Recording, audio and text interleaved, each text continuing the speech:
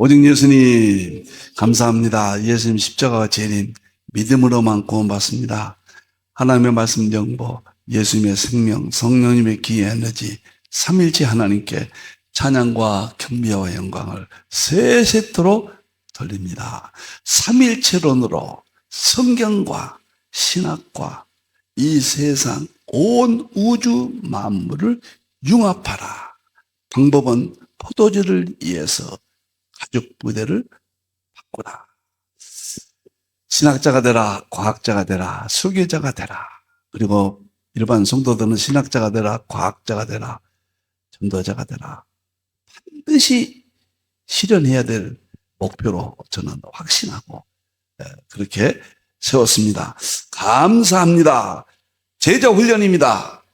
이제 다음 달에는요, 이제 꿈에도 그런 양자의 각과 예수님의 세계. 제가 첫 번째 대표조서는 삼일체 본질 실제로는 대통령입니다. 이것은 이 세상 만물 통일하는 원리. 이것은 성경이나 신학이나 이 세상 과학계나 모든 분야가 추구하는 단 하나밖에 없는 원리. 이쪽으로 다 돌아가게 된다. 그래서 저 개인적인 세계에서 절대 권위를 저는 여기다 부여합니다. 두 번째가 양자역학과 예수님의 세계. 예수님에 대해서 다 대부분은 신적 세계, 대부분을 양자역학에서는 마치 예수님을 위해서 성령님이 열어놓으셨어요. 저는 그렇게 봅니다. 만물 속의 신성과 능력을 성령님이 열어놓으신 것이 최종적인 것이 양자역학이거든요. 그래서 4월달, 5월달 제자훈련에서는 꿈에도 그리는 양자역학이 깨끗하게 정복이 됩니다. 예수님으로 보지 않고는 양자역학은 정복이 안 돼요. 영원히 미궁에 빠집니다. 양자역학을 안다는 것은 모른다는 것이다. 할수록 해결되지 않는 것이 양자역학이거든요. 활용을 되면서도 반도체, 핸드폰 다 양자역학 아닙니까? 되면서도 무엇인지 몰라요. 그러나 예수님으로 통합돼서 힌돌에서 제시된 이 책 한 권은 깨끗하게 양자역학의 세계가, 반대로 삼일체 예수님의 성자라는 세계가 거의 완벽하게 보여주고 입증한다. 신학이 회복되고 성경이 정말 무너진데 회복되고 설교 목회가 회복된다. 많이 참여해 주시고 알려주시기를 바랍니다. 감사합니다. 자, 계시록 종말론 140회입니다. 지금 대환란 시나리오, 붉은 말 전쟁 마지막 결론입니다. 지난 시간에 이어서 10가지 그 예언을 하나로 통합해서 마지막 읽어주고 있습니다. 자, 민족이 민족을 나라가 나라를 대적하겠고, 바로 이겁니다. 예수님께서 대환란이 도대체 뭐입니까? 예수님 오실 때 무슨 일이 있고 세상 끝에 무슨 일이 있습니까? 첫째가 전쟁이다. 이 전쟁을 이야기했어요. 계시록에서도 6장에 흰말이 나타난 다음에 적그리스도가 나타나면 첫째 전쟁이 일어난다. 이것이 둘째지만은 적그리스도 빼면은 첫째 전쟁이 일어나서 서로 죽이고 화평이 없다. 창세 이래로 이런 환란이 없다. 이런 내용이 되겠습니다. 지난번에 10가지 결론으로 했는데 4가지 설명을 했거든요. 간단하게 하고 오늘 했습니다. 자, 10가지. 첫째, 전쟁의 주역 1 이스라엘입니다. 이스라엘의 의미는 형벌과 이름을 배반해서 형벌과 결국은 구원에 이르게 한다. 두 번째, 주역은 짐승교황 적그리스도예요. 적그리스도가 세상을 지배하는데 하나님을 배도하는 내용이 들어있습니다. 이게 핵심이에요. 전쟁의 유브라데 전쟁. 자기가 하나님이 돼요. 결국은 심판을 받는다. 이것이 유브라데 전쟁의 두 번째 주역의 핵심입니다. 세 번째는 전쟁의 주역 4대 세력과 적그리스도. 다니엘서 7장에 사자는 러시아, 곰은 중국, 표범은 중도, 세입하는 서방, 이유 세력, 작은 뿔은 적그리스도. 이 4대 주역과 적그리스도가 활동하는 것이 대환란 유브라데 전쟁이다. 이것을 통해서 오늘 이 시대라고 확정하는 거죠. 이 시대 전 세계 모든 군사 정치 문제가 바로 이 문제예요. 지금 똑같습니다. 네 번째, 전쟁 주역들의 대립 현상, 구냉전 시대와 지금은 신냉전 시대라고 그러죠. 현재를 예표와 대환란입니다. 순양, 순염소, 뿔넷과 작은 뿔 2300주야는 다니엘서 8장 내용이 오늘 이 시대, 미소 시대부터 지금 또 둘로 나눠졌죠. 서방 세력과 구공산권 세력으로 나눠졌습니다. 구공산권 세력. 놀라워요. 정말 놀랍습니다. 성경이 위대하고 틀림없고 절대적이고 성경 하나만 믿고 따라가면 됩니다. 정말 놀랍습니다. 다섯 번째, 오늘부터는 마지막 날 큰 전이 다니엘서 11장 40절에서 45절이에요. 오늘 다섯 번째부터 10번째까지 설명을 드리고 1번부터 10번째까지 이것을 이 교재를 보내드렸으니까 보고 눈으로 여러 번 보세요. 순서를 읽히고 눈에 담아드리면은 계시록이 쉬워져 버립니다. 오늘 이 세상을 보는 눈, 신문에 날마다 나오는 정치, 군사, 경제 이런 문제가 한눈에 전부 들어버려요. 이것을 잃어버리지 말고요. 이 설명을 유튜브에서 최소한도 3번 들으십시오. 그리고는 이 세상을 바라보십시오. 벌써 2500년 전에 애언들이 오늘 이 시대에 우리가 살고 있는 오늘 신문에 난 이야기들이에요. 얼마나 놀랍습니까? 정말로 놀라워요. 자, 다섯 번째. 다니엘서가 12장이 재림이고 11장은 이제 쭉 역사를 통해서 문자적, 문법적으로 1차 해석합니다. 역사적. 그리고 그것이 예언적으로 무엇을 의미하는가. 마지막 다니엘서 11장 40절에서 45절은 이스라엘을 중심으로 해서 애굽이 지배합니다. 두 번째는 아수르가 지배합니다. 세 번째는 바벨론이 지배합니다. 네 번째는 메대와 바사가 지배합니다. 다섯 번째는 헬라가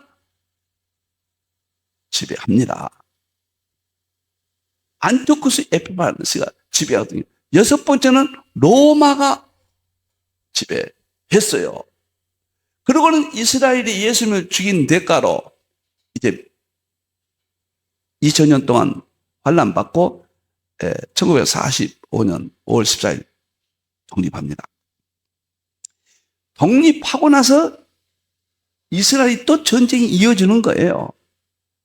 이어지는데 그 대환란 7년 대환란 때 3년 반은 그날 감하시고 전 3년 반만 전쟁 대환란인데 그 중간에 마지막 중간에 적그리스도가 이스라엘 땅에서 전쟁의 서방 세력과 세계를 지배하고 러시아 세력, 중국 세력, 중동 세력을 다 쇠뿔을 뽑아버리잖아요. 지배한 그 내용입니다. 바로 최후의 내용이에요. 최후의. 자, 보면은 마지막 때 대환란입니다. 여기는 대환란 시작부터 중간까지 재림 직전까지 포함됩니다. 남방왕이 그와 힘을 겨룰 것이며 남방왕은 누구냐면은 이집트 세력. 이집트가 남방왕으로 역사 속에 나타나는데 지금으로 하면 중동 세력입니다. 여기는 남방왕 속에는 러시아도 포함되어 있고 중국 세력도 포함되어 있고 핵심은 표범 중동 세력입니다. 남방 세력이 힘을 겨룬다. 이스라엘이 이때는 성전을 헐고 성전을 새로 지어요. 그 상황이 배경으로 있습니다. 그러니까 북방왕은 누구냐? 역사적으로는 여기 이집트 세력, 역사적으로는 수리아 세력이요.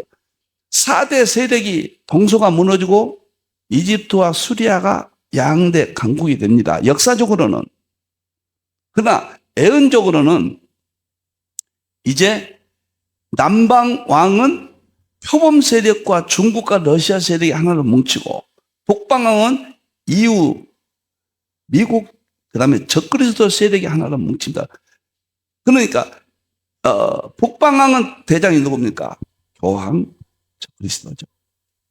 그럼 왜 교황 적그리스도가 이렇게 끼어들고 설명하냐? 저 평화의 사도가 그런 말 하지 마세요. 자세히 읽어보세요. 제가 교황 적그리스도에 대해서는 책도 한 권 썼고요. 제 계시록의 핵심 사항입니다. 칼빈이 적그리스도라고 했고 웨스트민스터 신앙 고백서에도 교황이 적그리스도라고 했고 개혁주의는 500년 동안 교황이 적그리스도로 신학적 뼈대를 이루고 있는데 지금 시지부지 돼버렸거든요. 있을 수 없는 이야기죠. 자, 그래서 북방왕이 이건 서방 세력이에요. 서방 세력. EU, 서방, 미국, 그다음에 교황 적그리스도 세력이 회오리 바람처럼 마주와서 이스라엘 땅에서 최후 여러 나라의 침공하여 물이 넘친같이 세계를 지배합니다. 그가 영화로운 땅에 이스라엘 땅에 들어가서 자기가 하나님이라고 그래요. 그래서 많은 나라를 패망하게 해요. 다 세계 지배자가 됩니다. 에돔과 모압과 이 말은 서방 세력으로 예표적으로 봐야죠. 거기는 적그리스도 세력이 거기는 멸하지 않는다고 말이에요. 적그리스도 교황이 권세로 애굽의 금은과 저쪽에 남방왕 세력들을 다 무너뜨리고 전부 이렇게 지배를 합니다. 그리고 마지막에 장막 궁전을 이스라엘 땅에다가 말입니다. 이스라엘 땅에다가 궁전을 바다와 영을 얻고 거룩한 산사에 세울 것이다. 이것이 예루살렘 성전이 회복되고 자기가 하나님이라고 해요. 안티오코스 에피파네스의 이야기예요. 구약은. 이거는 역사적인 이야기는. 그러나 과거 역사가 끝나는 게 아니에요. 구약은 장차 올 것의 예표예요. 예표. 예수님도 다니엘이 말한 바 거룩한 곳에 서면은 거룩한 산, 이게 그 말씀이에요. 마태 24장 15절에 자기가 하나님이라고 그래요. 그때 종말이 이르르니 도와줄 자가 없으리라. 예수님 재림에서 저 종교다운 이 차별법, 저 동성연애 지금 나타난 현상이죠. 우리 예수님이 심판하신다. 제가 40년 동안 연구하면서 한 번도 바뀐 적도 없고 의심해 본 적도 없습니다. 제 계시록에 대한 평가는 글쎄요, 여러분들이 참고해 주셔서 감사도 하고 이해 못하는 사람도 있을 수 있죠. 제 사후에는 언젠가는 세계적으로 평가해 줄 거다. 저는 그렇게 확신합니다. 그래서 이 힌도를 세우고 계시록 신학 평생 연구했죠. 이제 3일째 과학신학으로 통합신학 과학신학으로 마무리해서 예고됐다 보존하게 된 겁니다. 주님 오실 때까지 이것은 보존될 것이고 제가 이걸 연구하면서 얼마나 희열을 느끼고 하나님께 감사하고 제 할 일이 분명히 이 땅에서 무엇인가를 분명히 저는 깨달았습니다. 촌보도 흔들리지 않고 40년 동안 힌두를 위해서 주의종 목회자들 선교 사역만, 평신도는 제가 정말 거부하고 주의종들만 모시고 여기까지 왔습니다. 정말 놀랍고 놀라운 세계예요, 여러분들. 그대로 돼요. 6번째 보겠습니다. 6번째는 이제 놀랍게 로스와 이스라엘 전쟁입니다. 같은 전쟁인데 러시아와 이스라엘. 놀라운 것은요, 구소련이 무너지고 러시아로 과거 기록 당시는 로스예요. 메색은 모스크바예요. 나머지 이름들은 너무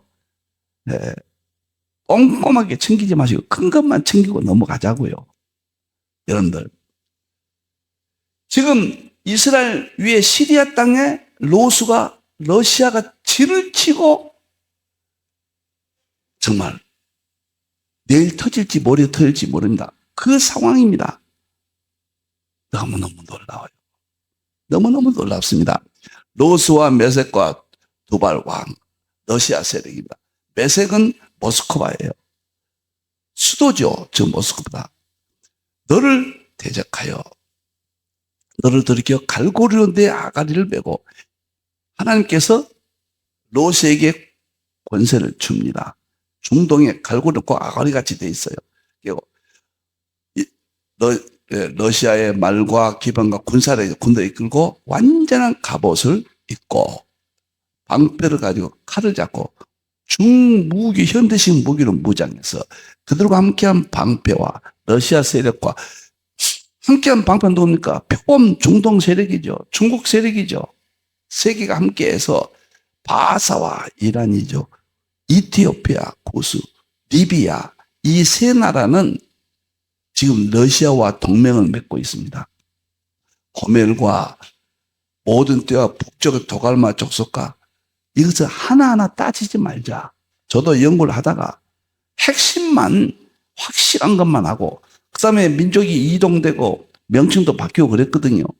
이 정도만 해도 핵심은 분명하다.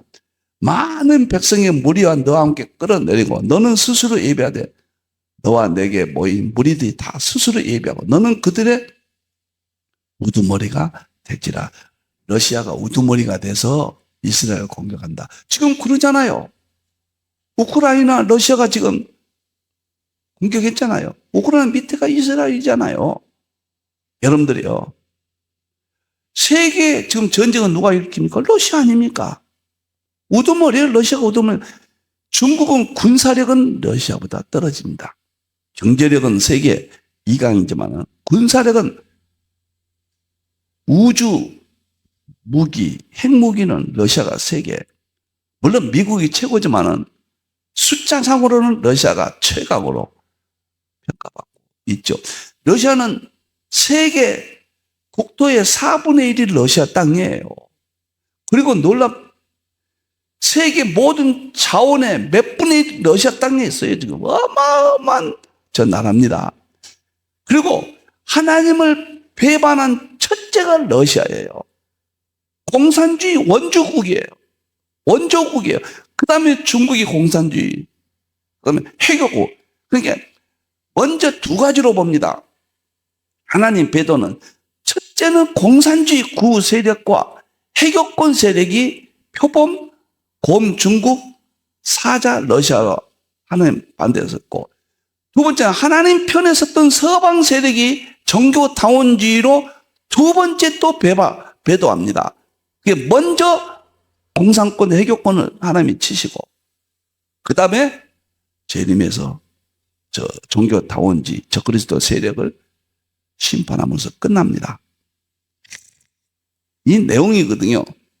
그래서 이것은 이제 다음에 넘기면은 없습니다만은 38장 끝에는 이제 38장 끝에는 러시아가 처참하게 하나님이 심판해 버립니다. 대환란 중간이죠. 처참하게. 그래서 저는 성경의 위대한 기록을 상징주의를 통해서 해석을 했기 때문에 국제성경을 봐도 신문 봐도 매일 성경으로 보는 겁니다. 성경의 안경으로 보면은 가장 정확하고 미래가 다 보입니다. 저 애언가 아니에요. 하나님의 말씀으로 미래를 본다. 저는 목사예요. 평범한 목사입니다. 여러분들 누구나 볼 수 있게 되어 있어요. 그러나 이제 과학이 보여주고 입증하는 실제론이라는 신학적 경지를 이제 받아들임으로써 부정한 종이 연구했던 것도 다 인정받게 될 것이다. 저는 그렇게 봅니다. 계시록 장차될 일이나 과학으로 양자역학으로 신학은 뭐 똑같은 이야기예요. 보여주고 입증한다는 계시록 장차될 일, 보여주고 입증한다. 자연 속에 장차될 일, 자연 속의 이치, 양자역학, 큰 그림은 하나입니다. 하나. 보여주고 입증한다는 실제로는 시대예요. 영적으로 보는 것은 이미 확보했고 이제 영적으로 봤던 것을 보여주고 입증한다. 계시록은 장차될 일로. 그다음에 양자역학 통해서 이렇게 이해가 되겠습니다. 자, 7번째 보겠습니다. 벌써 시간이. 이방 나라와 이스라엘 전쟁. 스가랴서는 마지막 14장이 이방 나라는 여기서 누구냐? 이것은 이제 이스라엘을 대항하는 모든 나라입니다. 여기는 적그리스도 세력, 서방 세력, 사자, 러시아, 곰, 중국, 표본, 중동 전체를 말합니다. 결국은 교황 세력도 서방 세력도 마지막에 이스라엘을 최종적으로 굴복시켜서 성전에서 자기가 하나님이 되거든요. 최종적인 이야기죠. 스가랴서에 보면은 내가 이방 나라들 모아 예루살렘과 싸우게 하리라. 예루살렘과 이방 나라들이니까 전체로 이제 적그리스도가 이 세계를 지배했고 적그리스도 지배한 이 이방 나라 예루살렘과 싸우게 하리라. 최종적입니다. 대환란 중간입니다. 11절 보면은 예루살렘에 친 모든 백성에게 여호와께서 내리실 재앙은 이러하니 곧 섰을 때 그들의 살이 썩으며 그들의 눈동자가 눈구멍에서 썩으며 그들의 혀가 입속에서 썩을 것이요 그날에 여호와께서 그들을 크게 요란하게 하시리니 피차 손으로 붙잡으며 피차 손을 들어 칠 것이며 유다도 예루살렘에서 싸우리니 이때 사방에 있는 이방 나라들이 보아 금은 의복이 심히 많이 모여지리라. 다시 말하면 이스라엘이 최종적으로 승리합니다.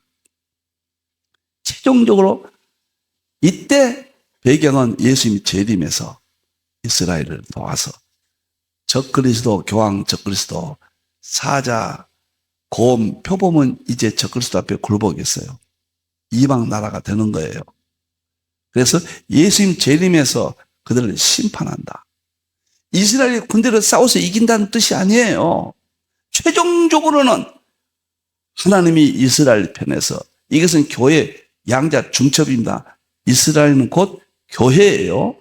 교회 편에서 하나님은 교회가 승리하도록 한다. 이스라엘도 이때 돌아와요. 이제 이스라엘도 교회예요.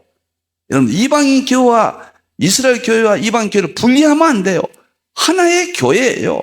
하나의 교회. 전쟁 표현으로서는 이스라엘 국가적인 의미에서 안목을 보고 믿음의 신앙적 측면에서는 교회라는 측면에서 보고 이 둘은 하나예요. 하나. 입자파동 이중성. 이스라엘과 교회. 교회는 영적이고 이스라엘은 입자 같은 개념이라면 양자역학으로 보면 속 시원히 이해가 돼요.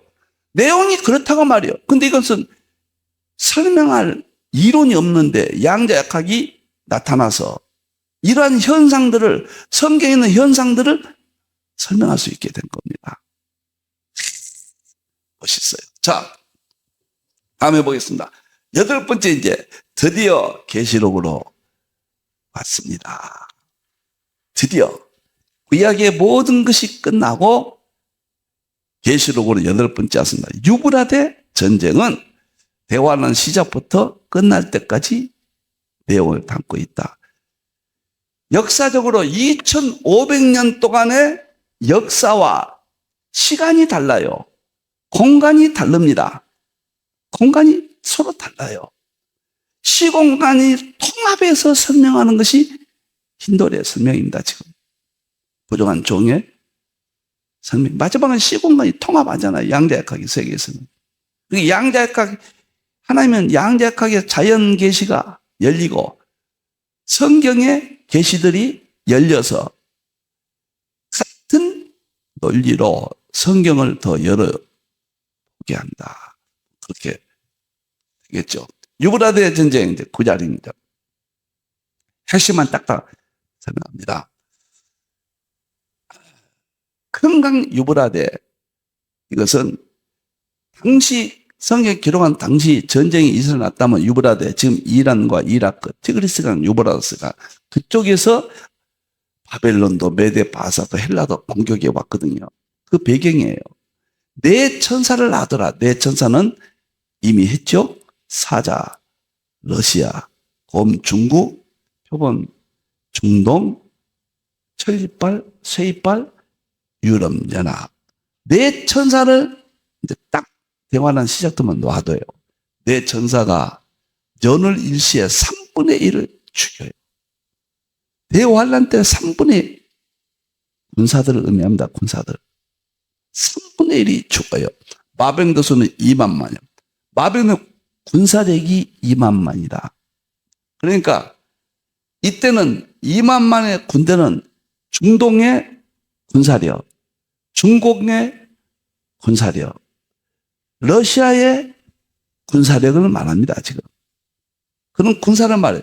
2만만이니까 제가 정확히 지금 군사력을 세서 뭐 또 이렇게 계산할 수는 없지만은 대충 맞아요. 정확히 계산한다 해도 맞을 겁니다. 놀라워요. 그리고 이 내용이고 정확히 결박됐다가 놓아줬다. 너무너무 놀라워요. 유브라데. 이게 세계 3차 대전이고 불과 연기와 유황불은 계시록 6장 큰 칼로 화병을 제하여 버리고 죽게 하잖아요. 전쟁에서 이렇게 많은 사람들이 죽는다. 그래도 회개하지 아니하였다. 제가 간단하게만 이렇게 설명하겠습니다. 너무 또 복잡해지니까. 그러니까 유브라데 전쟁이 사실 계시록의 핵심이거든요. 이것을 위해서 지금까지 7번의 구약의 성경 구절을 역사적으로 지금 융합, 통합만이 새로운 이론입니다. 누가 융합하고 통합하냐? 그 사람이 1등입니다. 쪼개면서 머물러 있는 사람은 오늘 이 시대는 선두로 못 갑니다. 그냥 한쪽에서 움틀거리다가 안 돼요. 안 돼. 쪼갰 자체는 중하고 좋아요. 그 쪼갰들을 누가 하나로 통합하고 융합하느냐. 이것이 21세기 선두구로 앞서가죠. 저는 성경과 신학과 이 세상 온 우주까지 존재하는 모든 것까지 삼일체로 융합했다. 이게 삼일체 과학신학, 삼일체 통합신학입니다. 그래서 하나님께서 이렇게 힘을 주시고 제자 훈련에 꼭 오십시오. 어려운 게 아니에요. 제가 한마디 드립니다만은 제자 훈련은 과학을 하면 처음에는 어려워서 못하겠다. 다 그래요. 저도 처음에 손을 못 댔으니까 1단계입니다. 2단계는 조금씩 자꾸 들으면 돼요. 시작을 하냐 안 하느냐 들으면은 이해가 돼요. 조금씩 흥미가 돼요. 세 번째는 미친 단계입니다. 저는 지금 미쳐 있고 제자 훈련에 오신 분들은 조금씩 이해가 되는 단계입니다. 조금씩. 그러다가 한순간에 탁 열리면 성경이 전부 입증되고 서구신학의 위대함이 입증되고 오늘 이 시대에 모든 것들이 성경으로 다 보여지고 설교와 목회가 아주 충만해요. 자신감이 생겨버리고 내 개인적인 삶이 해결돼 버리고 어마어마한 일입니다. 그래서 하자는 거예요. 이건 옆구리에 혹 하나 붙은 게 아니에요. 전체예요. 여러분들. 그래도 계시록도 양자 역학을 하니까 제가 이렇게 자신감이 생긴 겁니다. 여러분들. 과거에는 문법적으로 애매한 것은 이렇게 기록됐다. 상징으로 보면 이게 해결된다. 이 정도인데 지금은 과학으로 짝짝짝짝 마지막 마무리가 됩니다. 이렇게 8번째 유브라데냐. 9번째 보겠습니다. 아마겟돈 전쟁입니다. 9번째 아마겟돈 전쟁은 7대접인데 예수님이 심판입니다. 자, 6째 천사가 대접을 큰강 유브라데. 유브라데는 이스라엘을 공격하는 세력들, 그때 당시 지금으로 말하면은 교황 적그리스도, 서방 세력, 사자, 러시아, 그다음에 곰 중국, 표범 중동, 동방에서 오는 왕들의 길을 예비해 다 이제 전쟁이 일어나게 만듭니다. 온 천하의 왕들을 마지막 그날에 있을 전쟁을 위해서 다 하나님이 모은 거예요. 이스라엘 땅에 지금 다 모이잖아요. 이스라엘 초미의 중심, 세계 중심입니다, 지금. 에스겔서에 보면 세상 중앙에 거한 나라, 성경이 기록될 때 이스라엘 중심으로 해서 남쪽으로는 이집트, 그 다음에 저쪽으로는 서방, 북쪽으로는 러시아, 또 동쪽으로는 이란, 이라크. 이런 세력이 이스라엘 중심으로 그때 이루어진 건데, 지금도 전쟁은 이스라엘 중심으로. 큰 날에 아마겟돈 오더라. 세 형이 아마겟돈으로 다 모더라. 그래가지고 첫째 대접은 적그리스도 미혹에 대해가지고 짐승표를 받고 적그리스도에게 경배한 자. 둘째 대접은 바다에 도망가서 바다까지 그들을 가더라도 심판한다. 셋째는 강까지 쫓아가서 하나님이 그들 세력들을 심판한다. 넷째는 태양을 통해서 그들을 심판한다. 다섯 번째는 전쟁을 통해서 심판한다. 여섯 번째는 아마겟돈에서 그냥 때려버린다. 일곱 번째는 저 우주를 향하여 심판한다. 이게 대접, 이게 처음입니다. 그 다음에 마지막 열 번째가 뭐냐? 계시록 19장이에요. 계시록 19장 백마 타신 예수님이 나타난다. 백마 타고 나타납니다. 예수님이, 이건 전쟁의 모습이죠. 그렇다고 이건 상징면서 실제예요. 그렇다고 예수님이 그들과 직접 총칼을 싸우는 모습은 아니에요. 예수님이 심판을, 전쟁을 통한 표현입니다. 예수님은 충신과 진실이다. 공의로 심판하며 싸우더라. 16장이에요. 대환란 끝에 30일과 45일 지나고 재림하셔서 공중재림이라고 그래요. 공중재림. 놀란 건 이때 우리 성도들도 백마 타고 하늘에 있는 군대들이 우리들도 공중 휴거해가지고 깨끗한 세마포를 입고 백마를 타고 그를 따르더라. 예수님이 따라와요. 따라옵니다. 만국을 심판하고 철장으로 심판하고 맹렬한 포도주 틀을 받습니다. 그리고 짐승과 땅의 인구와 군대들을 모아 말탄자와 붙어버려 전쟁을 일으키다가, 이게 유브라데 전쟁, 아마겟돈 전쟁입니다. 짐승이 잡히고 표적을 하는 거짓 선자, 종교다운주의가 핵이라고 그랬죠. 배도 짐승표를 받고 우상에게 경배한 자들을 미혹하던 자들, 이 둘이 산채로 유황불 붙는 못에 던지고, 나머지는, 그 말은 뭔가요? 이게 적그리스도 세력들을 먼저 산채로 직접 예수님이 집어넣고, 나머지는 입에 검으니까 말씀으로 이 세상을 다 심판해서, 새들이 전쟁 때 시체들을 먹잖아요. 독수리가. 그 표현인데 처참하다. 말할 수 없는 처참하고 끝난다. 역사 끝납니다.